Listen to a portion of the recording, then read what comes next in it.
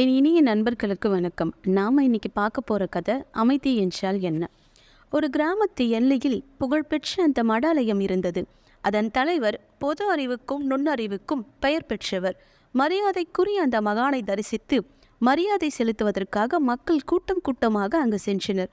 துரதிருஷ்டவசமாக இந்த பெரும் மக்கள் கூட்டத்தால் அந்த மடாலயத்தின் அமைதி முற்றிலுமாக சிதைந்து போனது. சீடர்களுக்கோ மகா வருத்தம். ஆனால் அந்த மகானோ அமைதி நிலவிய அந்த மடாலய சூழ்நிலையில் முன்பு எப்படி இருந்தாரோ அதே போலவே இப்போதும் இருந்தார். அமைதிக்கு பங்கம் ஏற்படுவதால் மனம் கொதித்த சீடர்களை பார்த்து அந்த மகான் பேசத் தொடங்கினார். மகான் சொன்னார், அமைதி என்பது உண்மையில் சத்தங்களற்ற நிலை அல்ல, தன்னை இழக்கும் நிலையே அமைதி.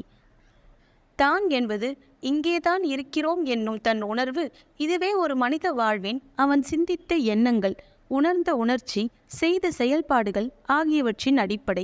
ஒரு மனிதனின் சுயம் என்பது அவன்தானே. அது ஒருவனின் சிக்கல்கள், மன உளைச்சல், மகிழ்ச்சி, துயரம் என்று அனைத்தையும் அடக்கியது.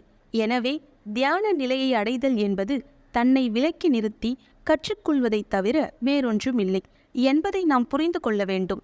எளிமையாக சொன்னால் இது சட்டையை கழிச்சுவிட்டு அமைதியாக உட்கார்வதை போன்று. இந்த எண்ணங்கள், விருப்பங்கள், தாக்கங்கள் ஆகியவற்றிலிருந்து விடுபட்ட ஒரு மனநிலை. இந்த உலகை பற்றி மட்டுமல்ல, தன்னை பற்றிய சிந்தனை கூட இல்லாத நிலையே அமைதியை அடையக்கூடிய வழியாகும் என்றார். நன்றி. மீண்டும் ஒரு கதையில் சந்திக்கலாம்.